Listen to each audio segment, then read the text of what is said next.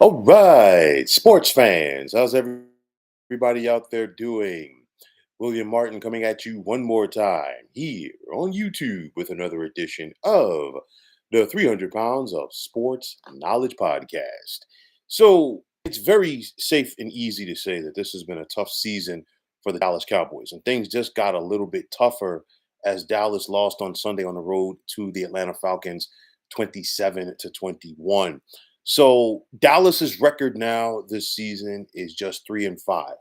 And to put that in the bigger perspective, the Cowboys in each of the last three seasons only lost five games. In each of those seasons, they went 12-5, and of course, they were in the playoffs. Now, Dallas was already dealing with the injury bug, and then the trainers' table is now going to be even more occupied. We saw quarterback Dak Prescott be forced to leave Sunday's game with a hamstring injury. And we saw Pro Bowl wide receiver CD Lamb attempt to gut it out with what turned out to be a sprained shoulder. So you look at Dallas, and they're facing an uphill battle if they want to be a playoff team come January, as they're near the bottom in the NFC overall. We're talking about the Cowboys right now. They're actually 13th in the NFC in the playoff standings. And of course, it's just the top seven that get to the postseason. And then on top of that, you look at the NFC East. And of course, we've been spoiled in recent years because primarily it's been a two-team race between the Philadelphia Eagles and the Dallas Cowboys. That's no longer the case this year, as we've seen the Washington Commanders really come on strong with rookie quarterback Jaden Daniels, and it's actually Washington who's leading this division right now with a record of 7-2. So at 3-5, Dallas definitely has their work cut out for them if they're going to try to turn things around and become a playoff team. I'm going to touch more on that. Okay, so it's a lot of things for this Dallas Cowboys team. First and foremost, their non-existent run game. They did show some life come Sunday, but we're still talking about a Cowboys running attack that is 31st in the NFL right now. Only the Raiders have been worse at running the football this season so far than the Dallas Cowboys. And that's a big issue for Dallas. They can't run the football and they can't stop the run either. They're 30th in the NFL in run defense.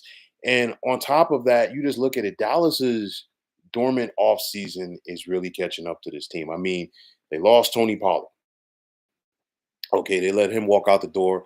He went to the Tennessee Titans. Everybody, a lot of people were screaming about, you know what, the Dallas Cowboys should try to go out there and sign running back Derrick Henry. Didn't do it. The Baltimore Ravens did it for 2 years and $16 million. You just have to wonder what Derrick Henry could have been to this team. You got an aging offensive line.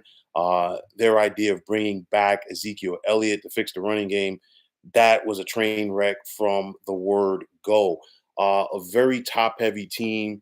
You had your stars, and then it was everybody else. And now those stars are hurt because Micah Parsons is still out, and there's hope that Micah can come back for Sunday's game against the Philadelphia Eagles. But now you've got CD Lamb who's dealing with that shoulder injury, and you have Dak Prescott now who is going to be out for a while because you're talking about part of the hamstring coming off the bone. That ain't a good thing, okay?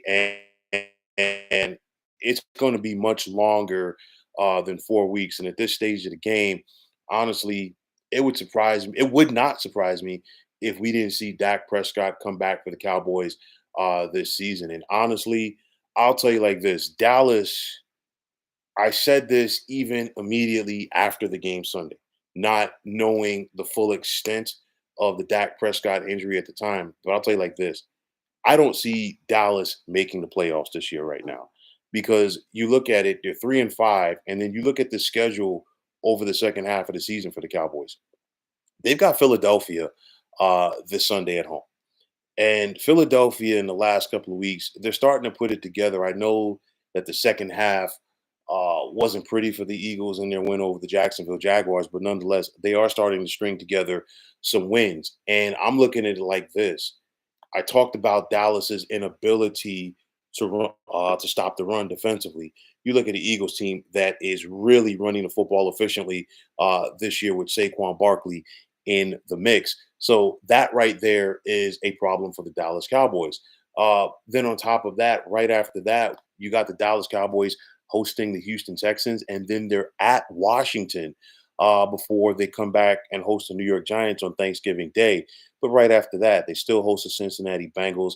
And then their last two games of the season at Philadelphia and home for Washington. So there's a very good possibility with the way that things are playing out right now for the Dallas Cowboys. We could be talking about a 7-10 team come the end of the season. And that ain't going to get it done as far as I'm trying to get to the postseason.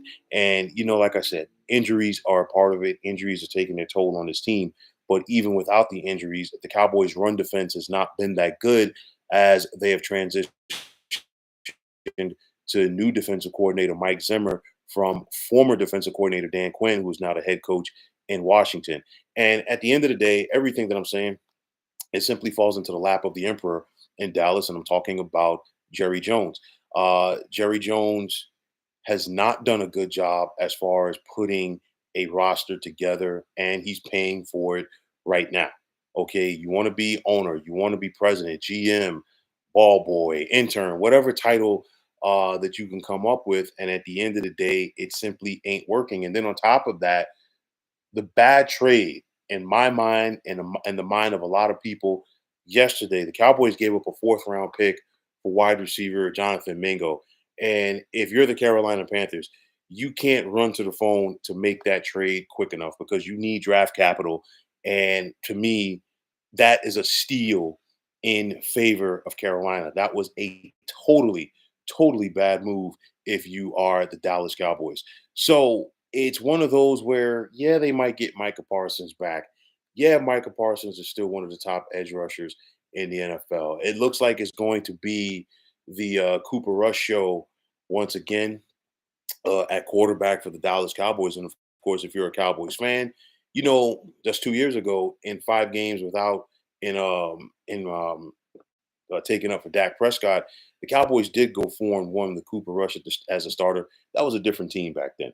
So I'm not sure if the results are going to be completely the same. And we might be having a scenario where, hey, this could be the Cooper Rush show for the rest of the season. And it could also be a potential audition for Trey Lance. We got to wait and see. But nonetheless, it ain't happening this year for the Dallas Cowboys. I know that the last 3 years have ended with Dallas getting to the postseason. And again, even when they were healthy, they haven't been a good team this season. You look at how they got steamrolled at home in week number 2 against the Saints.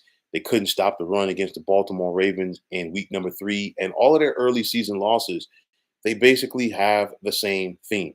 Dallas's inability defensively to go out there and stop the run. Now they got to try to figure it out with a patchwork lineup with a very tough schedule over the second half of the season. All I can say for Cowboys fans is, hey, you know what? You got 2 more months in this regular season, and it's time to start looking ahead to free agency next year as well as the NFL draft. A tough year for the Dallas Cowboys continues to get worse, and I really don't see the postseason for the 2024 Cowboys on the horizon. But folks, that is going to wrap it up. And as always, I want to take this time out to thank all of you for tuning into the 300 Pounds of Sports Knowledge podcast here on YouTube. I want to take this time out to thank all of you fine folks out there for tuning in. And if you haven't already, please feel free to subscribe to this channel. Now, if you're on the X, formerly known as Twitter, please feel free to follow me at 300 Pounds of Sports. And like I always say, if you follow me, it will be my pleasure to follow you right back. There's also the sports discussion group on Facebook at the Sports Depot 365. You can check it out. Drop a line and be a part of one of the better sports debating sites going on social media. So once again, fine folks, my name is William Martin, and I am signing off. And I'm saying take care and have yourselves a wonderful day.